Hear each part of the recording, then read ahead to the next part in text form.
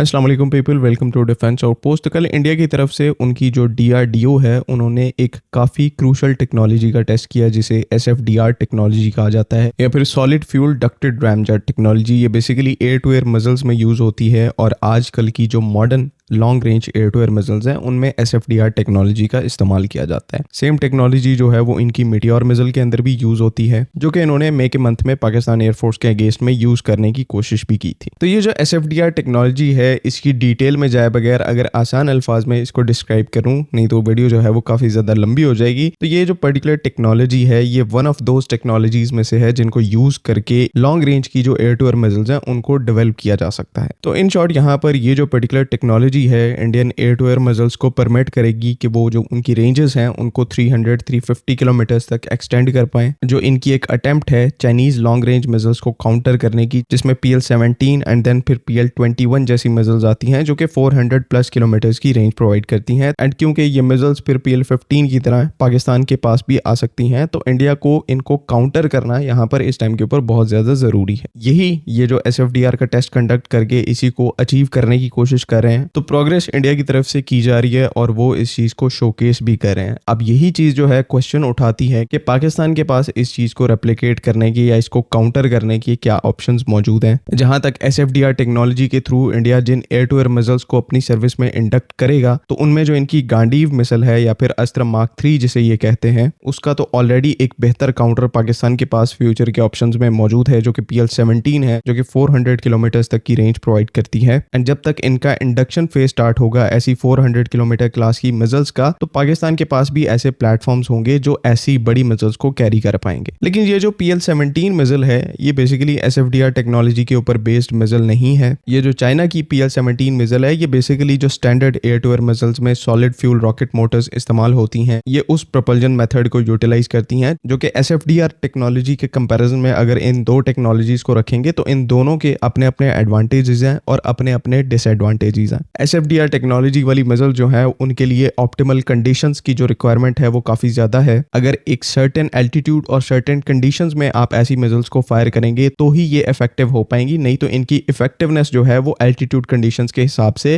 Degrade हो जाती है। PL-17 जैसी जो मिसाइल्स हैं जो कि कन्वेंशनल आपकी प्रोपल्जन सिस्टम को इस्तेमाल करती हैं उनमें थोड़ी सी लीनियंसी है। एसएफडीआर के कंपैरिजन में इतनी ऑप्टिमल कंडीशंस ना भी हो तो ये मिसाइल जो है वो काफी ज्यादा इफेक्टिव होती हैं। इसी तरह से कई केसेस में एसएफडीआर जो टेक्नोलॉजी है जिसके ऊपर इंडिया इस टाइम के ऊपर काम कर रहा है उसके काफी एडवांटेजेस हैं और कई जगह पर जो PL-17 है उसके एडवांटेजेस हैं। तो ये चीजें वेरी करती हैं। इसीलिए इंपॉर्टेंट यहाँ पर यह है कि एक एयरफोर्स के पास ऐसी दोनों टेक्नोलॉजीज का एक्सेस होना इंपॉर्टेंट है। अब पाकिस्तान एयरफोर्स के पास जो चाइनीज कन्वेंशनल प्रोपल्जन वाली टेक्नोलॉजी है उसका एक्सेस अवेलेबल है और ये जो एक्सेस है ये पर्टिकुलरली हमें चाइना से मिला है। लेकिन जो एसएफडीआर टेक्नोलॉजी है उसका एक्सेस अभी हमारे पास नहीं है और ना ही चाइना के पास ये एग्जिस्ट करता है। अगर एग्जिस्ट करता भी है तो वो चीज कॉन्फिडेंशियल है, दुनिया को इसके बारे में अभी नहीं पता। अब पाकिस्तान एयरफोर्स के लिए क्योंकि एसएफडीआर टेक्नोलॉजी वाली एयर टू एयर मिसाइल्स भी इंपॉर्टेंट होने वाली हैं फ्यूचर में, तो क्वेश्चन यहाँ पर ये उठता है कि एसएफडीआर टेक्नोलॉजी का एक्सेस पाकिस्तान को कहां से मिलेगा। तो इसका आंसर जो है वो तुर्की है। तुर्की इस टाइम के ऊपर एसएफडीआर टेक्नोलॉजी के ऊपर एक्टिवली काम कर रहा है और उनकी जो रैमजेट टेक्नोलॉजी है इवन उनको उन्होंने सक्सेसफुली टेस्ट भी किया हुआ है और एडवांस फेजेस में है वो पर्टिकुलर कंट्री अपनी जो एसएफडीआर टेक्नोलॉजी वाली एयर टू एयर मिसाइल्स हैं उनको डेवलप करने में। और ये फैक्ट यहाँ पर आपको बड़े अच्छे तरीके से पता है कि पाकिस्तान इस टाइम के ऊपर तुर्की के साथ पार्टनर कर रहा है लॉन्ग रेंज की एयर टू एयर मिसाइल्स को मैन्युफैक्चर करने में, जिसमें ये दोनों कंट्रीज मिलकर जो गॉगदगान ER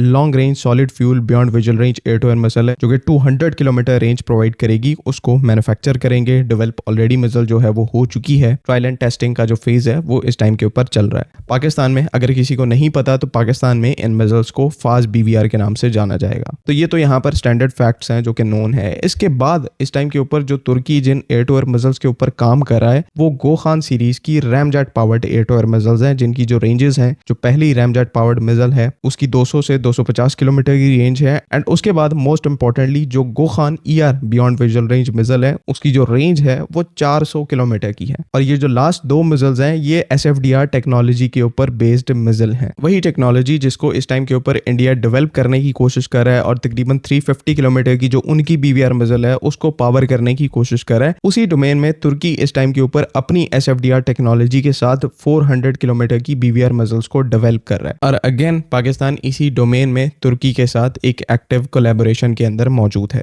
जो तुर्की की कंपनीज इन मिसाइल्स को डेवलप कर रही हैं इस टाइम के ऊपर, रॉकेटसान जैसी और तिब्बतक सेज जैसी, उनके साथ पाकिस्तान की जो कंपनीज हैं गिट्स जैसी, वो डेवलपमेंट फेज से इन्वॉल्व हैं और इस चीज के पूरे चांसेस हैं कि कल को हम फाज ER और फाज के जो नेक्स्ट जनरेशन के BVR मिसाइल के वेरिएंट हैं जो कि तुर्की से ली गई SFDR टेक्नोलॉजी के ऊपर बेस्ड होंगे, उनको अपनी सर्विस में इंडक्ट करेंगे और हमारे जो इंडिजिनस नेक्स्ट जनरेशन प्लेटफॉर्म्स हैं ये उनके साथ जो BVR मिसाइल्स हैं वो कंपैटिबल होंगी। तो इस तरह से फ्यूचर में हमारे पास SFDR टेक्नोलॉजी का एक्सेस होगा, उनसे रिलेटेड उनसे डेवलप्ड जो एयर टू एयर मिसाइल्स हैं उनका एक्सेस होगा और साथ ही साथ चाइना से जो कन्वेंशनल प्रोपल्जन बेस्ड मिसाइल्स हैं PL-17 जैसी, उनके बारे में तो आप यहाँ पर पहले ही जानते हैं। तो at the end of the day ये सारे फैक्ट्स आपके सामने रखने का मकसद यहाँ पर ये है कि क्योंकि अब इंडिया जो है SFDR टेक्नोलॉजी के ऊपर काम कर रहा है तो उनकी जो पब्लिक है वो आकर कहेगी कि पाकिस्तान के पास इसका कोई आंसर नहीं है और हम एक डिसएडवांटेज में जाएंगे। तो हम कितने कोई डिसएडवांटेज में जाएंगे ये पूरी वीडियो में मैं आपको एक्सप्लेन कर चुका हूँ। और वैसे भी जो एयरफोर्स मिटियोर जैसी एक केपेबल BVR के होते हुए भी कोई एनिमी एयरक्राफ्ट शूट डाउन ना कर पाए तो आप उससे फ्यूचर में क्या ही एक्सपेक्ट कर सकते हैं। तो कंक्लूजन जो है वो इनको मैं आप पर छोड़ता हूँ, कमेंट्स में इसको डिस्कस करें, अपना जो फीडबैक है उसको ज़रूर मेंशन करें।